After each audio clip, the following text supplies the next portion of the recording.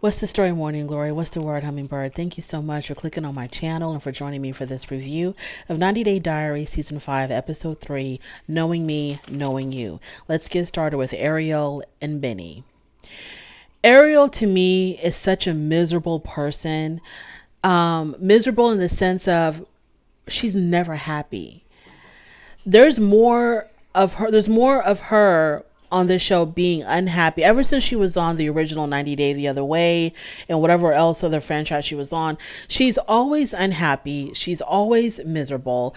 She's always down in the dumps about something. And we have to suffer through yet another season of Ariel and her gloominess and her grumpiness and her tears and her drama. Okay, so when we see Ariel, she has moved out of the apartment that she was sharing with her husband and her mother, and she's gotten herself an extended stay.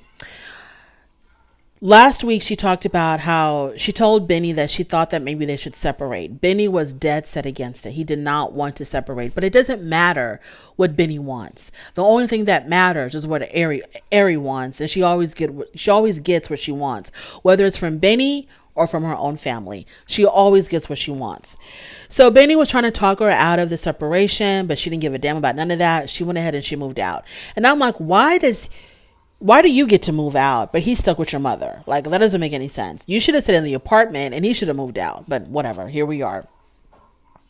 So Benny's staying at the apartment with her mom. She's at her own little extended stay. And when we see Ari, what is she doing? She is FaceTiming her ex-husband, Leandro. Yes, Leandro has made an appearance yet again in Ariel and Benny's marriage. Now, during the regular season of 90 Day Fiancé the Other Way and whatever else franchise they were on, the problem was Benny could not stand the fact that Ari and Leandro were still keeping up communications because they are super, super close. Now, at least with Veronica and Tim, you can tell that any kind of romance between them is absolutely dead.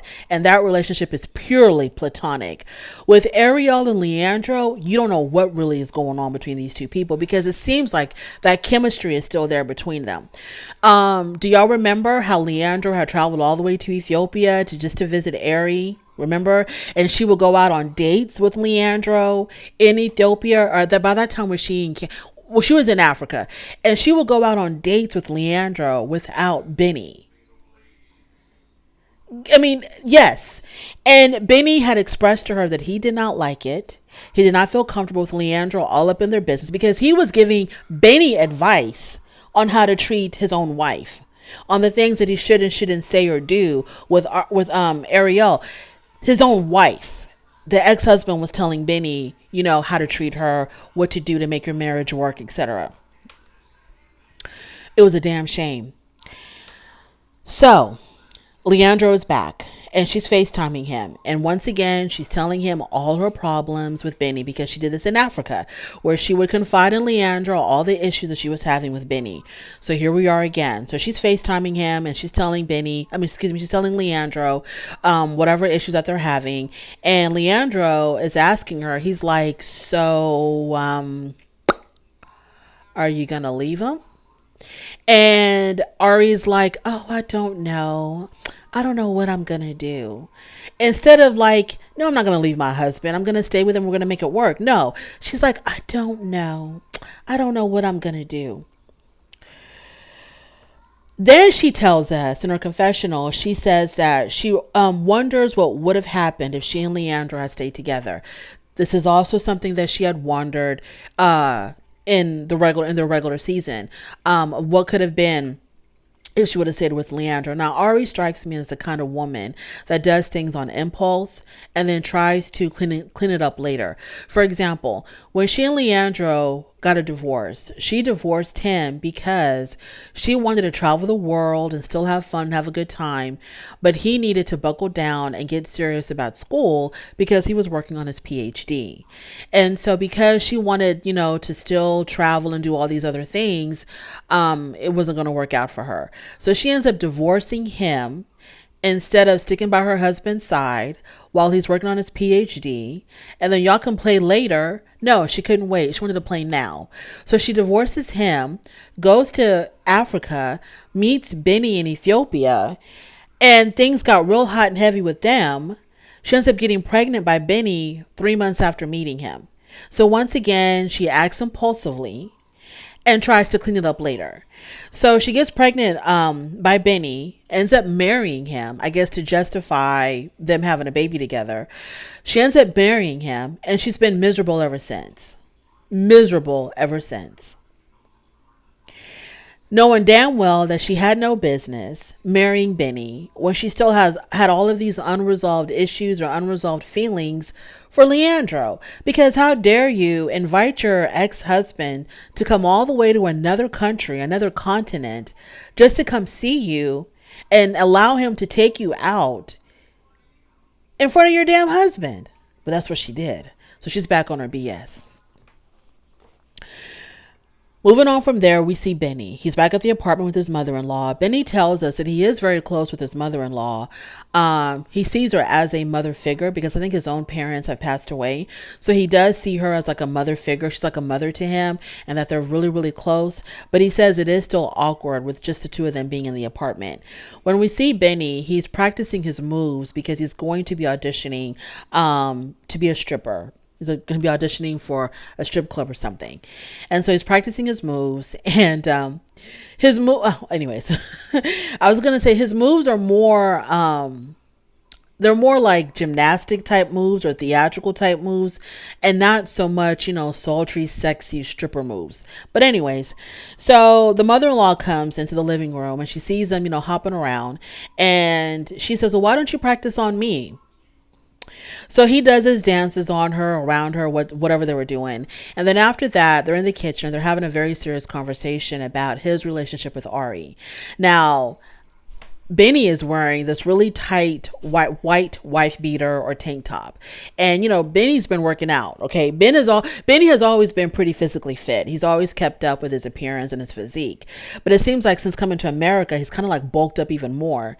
So while they're having this conversation about his relationship with Ari in the kitchen, Janice, you can tell her eyes are like roaming like all over his body. She's trying to keep eye contact with him as they're talking, but you can see her eyes traveling to his shoulders and his arms and his chest, and her eyes will go back to his eyes, but then they start traveling again and looking at his shoulders and his arms and his chest.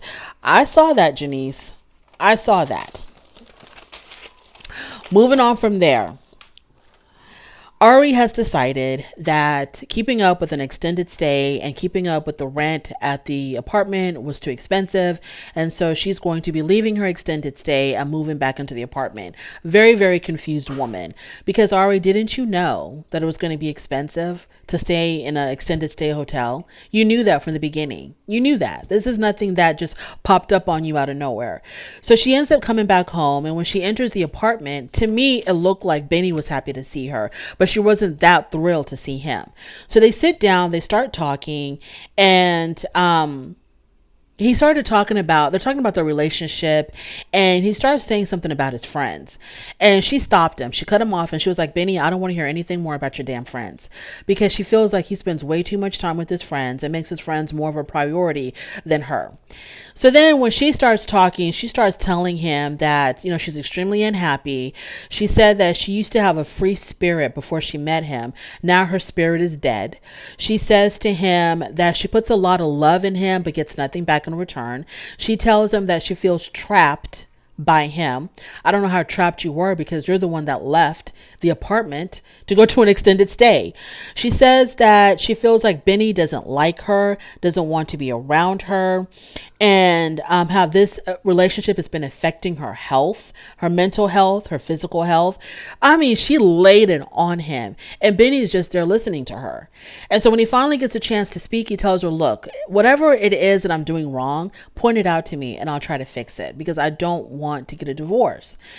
And I feel like all the things that she said, that she was accusing him of, like, you don't like me, you don't want to be around me, this is how she really feels about him.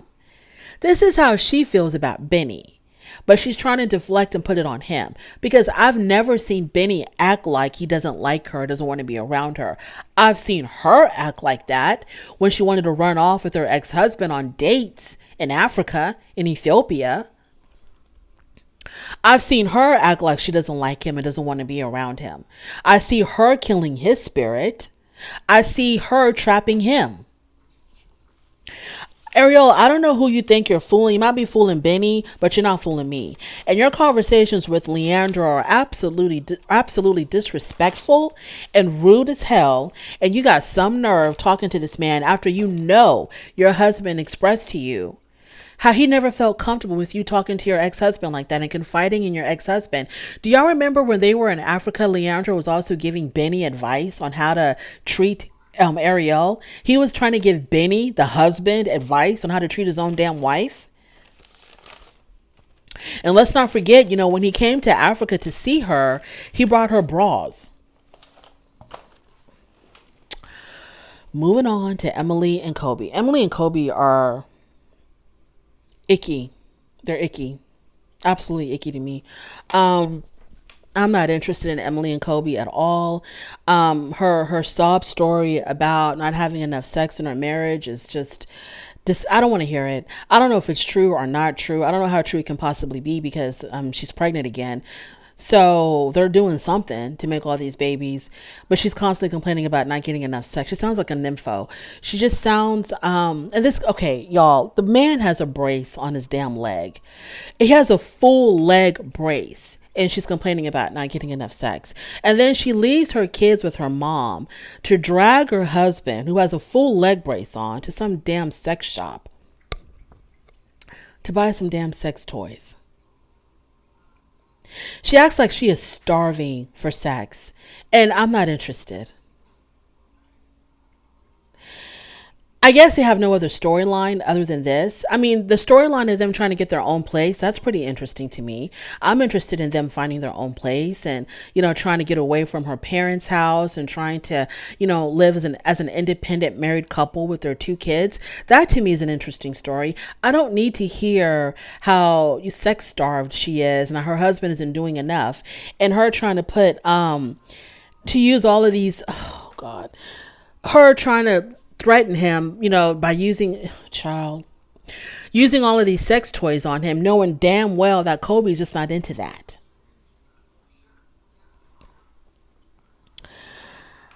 She tells him, I need you to show an interest in me sexually because then I'll know that you're attracted to me. Girl, the man married you and has two kids with you, and he seems to be happy with you. What more do you want from him? So she's the kind of woman who feels like if a man isn't trying to hump on you 24/7, then he's not attracted to you, then he's not interested in you. She's so afraid of, I guess, the weight that she's put on and him getting turned off by her or whatever the hell, that she feels like he needs to always be groping her and trying to hump her all day for her to feel to her to feel more secure in her relationship. And it's absolutely disgusting. It's really disgusting. I don't know why people on reality TV feel like they're trying to teach the audience something about sex. And it's just the people that are the most sex starved and are constantly talking about sex all the time. They're not getting enough of it, and they want to do this and they want to do that. And it's constantly, these are the ones that are not doing much of anything. Because on 90 Day Fiance, we have Manuel and Ashley. Ashley does not talk about being sex starved and how she's not getting enough from Manuel and all this and that because they're busy doing it. We see that. They're busy doing it. Emily's got the time to drag us into this mess and to give us all of these gory details because nothing is happening. Nothing is going on. And it's none of our business. Keep that between you and Kobe. And Kobe's just up there yucking it up like some big old goofball and following her into this damn sex shop with this brace on his leg, just acting so naive and brand new. Oh,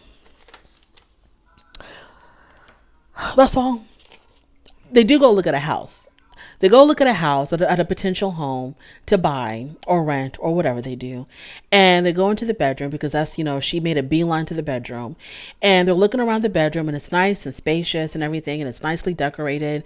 And, Kobe's like, yeah, we can do a lot of things in this bedroom without worrying about your mom and dad hearing us. I don't want to think about Emily shrieking and yelping while you're humping her. I don't want to hear that. I don't want to hear anything about that. Moving on to Balal and Shida. So they inform us, unfortunately, they had some really bad news. They had suffered a miscarriage. We know how badly Shida wanted a baby, and she got pregnant, and unfortunately she lost the baby. And so they've been married now for 1 year, and she's finally at that point now where she's willing to try to have a baby again. Of course, I guess she was scared to try again because, just having that fear that she was going to miscarry again.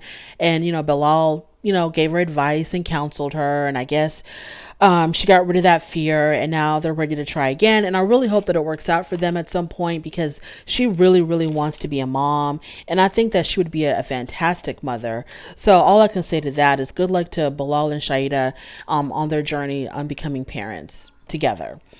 Moving on from there, we have Courtney. Courtney is from season 1 of 90 Day Fiance. I think it was 90 Day Fiance the other way, because she had gone to Spain to be with Antonio, her boyfriend at the time. They ended up breaking up because Antonio was not about commitment. So after she broke up with Antonio, she dated around, got into a couple of relationships that didn't work out. So here she is. She's single again. She's been a realtor for a year. She lives with her parents, and excuse me, she lives with her parents, and she's looking for love again. So she says she's open to anything, and she's open to any type. Her age range is 30 to 100, and it's okay if he shows up on their first date with an oxygen tank. So she's dating with the intent to get married, and she's not wasting her time with anybody who doesn't have that same goal in mind. So she's going to do this thing called open house dating. And I was like, what the hell is that? Open house dating, the way she explained it to us, is that when you meet several guys in one day, but at different times, like the way you would show an open house. Several clients in one day, but at different times. And these are guys that she's met online or through dating apps or what have you. So she met 3 that we saw. None of them worked out for her. One guy was a narcissist. Another guy, was into orgies. The third guy was, I guess, too plain and vanilla for her. She's into, I guess, more ethnic men. She mentioned that she likes Arab and Latino men. And this guy was as white can possibly be. So the next time that we see Courtney, she's with her parents, and she's telling her parents that she is planning on taking a trip to Malaysia to celebrate the Chinese New Year. In fact, she's really going to Malaysia to hook up with the guy that she met there before, because she's traveled to Malaysia before, and she met a guy over there by the name of Mustafa. And she said that when she was there before, Mustafa took really good care of her. He took care of her living accommodations, her travel, her food. He was really looking out for her, and also taking really good care of her body as well, because they were friends with benefits. So she wants to go back to Malaysia and see if there's anything there between them, because he's invited her to come back for the Chinese New Year. And so I guess she's going to go see if there's any kind of spark between them. And yeah, so that's that. I don't know what else to say about Courtney. It was a cute little episode. It wasn't that bad. It's a whole lot better than 90 Day Fiance, The Single Life. Thank you so much for joining me. I really do appreciate it. On your way out, please don't forget to rate the video if you like this content, subscribe to my channel, and I'll definitely talk to you later. Bye.